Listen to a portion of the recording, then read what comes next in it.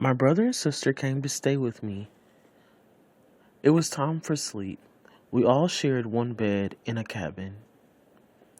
The blinds allowed people to see in, so I tried to shut them a little more, but I ended up breaking them.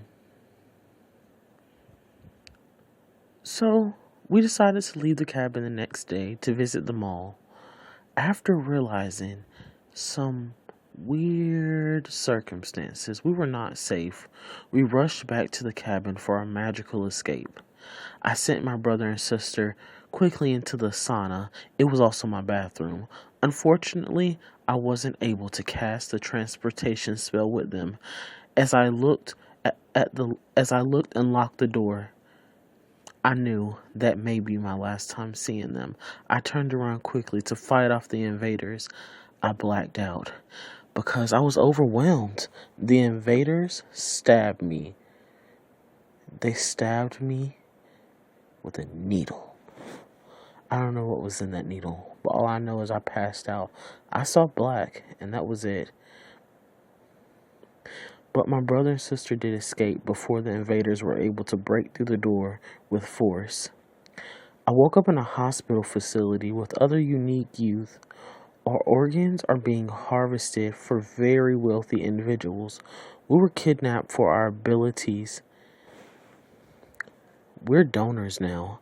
The group of youth band together to escape during the night of a very big social event. It was a banquet for the recipients. So we're forced to escalate our escape. There is an exterior that keeps us locked in. Before we realize we have to leave through the front of the gated locked entrance, we try to escape through the back of the facility. We lived in the middle. It was the second facility out of all three facilities. When we break into the hospital, we then realize that our missing comrades have been cut open and organs harvested.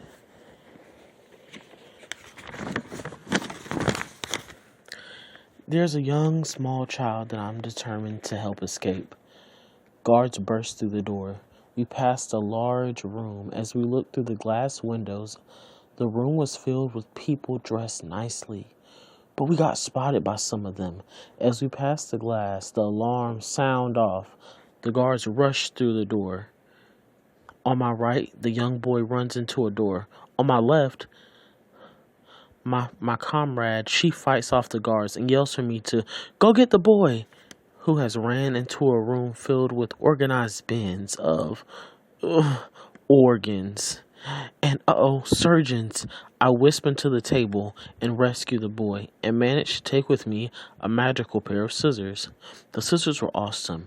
They could turn into this amazing golden dagger and even a long, majestic sword from one of our fallen comrades.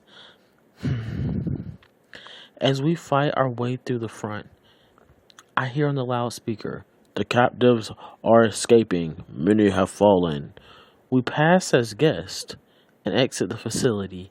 The exit door is much like a vault door. The loudspeakers say, "One has a magical relic," and the guards see the scissors. We all dash out and manage to escape into the snake, insect, gator infested swamp. I cast a magical spell of flight and grow wings and fly over the water, leading our group to our escape.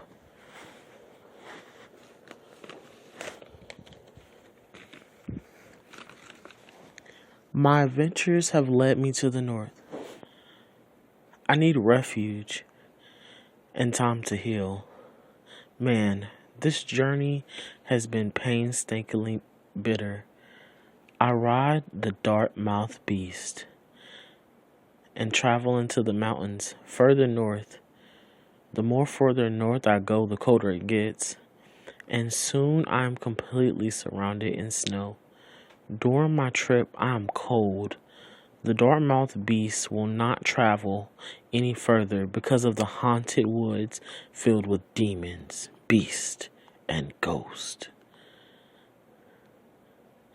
I meet a witch. She protects a nearby village. She offers me some passage. We pass through a small town. The following days, she shows me around and creates a great snowstorm cloaked with snow. The snowstorm cloaked her presence. She sneaks us into a restaurant, but shh, we escape undetected. With rations, she directs a school for magical youth and would like for me to substitute for a class. The kids are going crazy.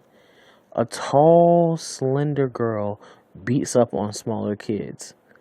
So I give everyone popcorn. We eat popcorn and everything is calm until a bully comes and beats up on smaller kids again. Why do bullies always pick on smaller kids? Why do we love who don't love us? The bully ends up peeing on himself. As I leave the school for the night, I have to travel through an uphill passage. I am haunted by ghosts in the woods. But the Snow Witch's spell makes it so they cannot leave the boundaries of the woods and cannot come onto the path that I walk. As I've received word that one of my comrades have fallen. I go into a deep, deep depression. It's been a lot lately. After a few nights of healing, I sat by the fire and reflected on myself. I have decided to leave the North, but before I go,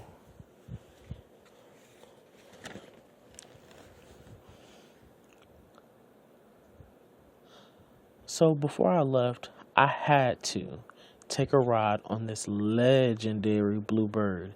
It was humongous. It was amazing. I did not get to swim in the stream between the two worlds.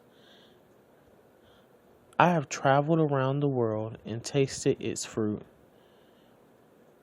I have passed many strangers on the path less traveled. I am the captain of my fate. My greatest treasure is my soul. This has been 40 Days and 40 Nights, written and read to you by Ty'Juen Mcmillan.